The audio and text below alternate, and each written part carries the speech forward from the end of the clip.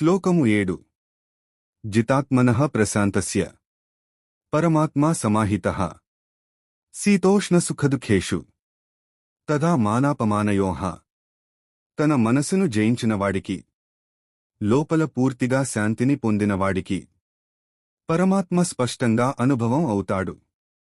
అలాంటి వ్యక్తి చలి, వేడి, సుఖం, దుఃఖం, గౌరవం, అవమానం లాంటివి వచ్చినా కూడా ఒకేలా సమంగా ఉంటాడు.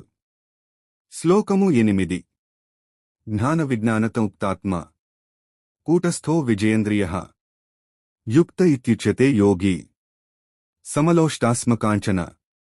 ఎవరైతే జ్ఞానం, శాస్త్రజ్ఞానం మరియు విజ్ఞానం, అనుభవజ్ఞానం తో సంతృప్తిగా ఉంటారో, ఎవరి మనస్సు స్థిరంగా ఉంటుందో, ఎవరు తమ ఇంద్రియాలను జయించారో, అలానే ఎవరు మట్టి, రాయి, బంగారం అన్నీ సమానంగా చూస్తారో అటువంటి వ్యక్తినే నిజమైన యోగి అని అంటారు.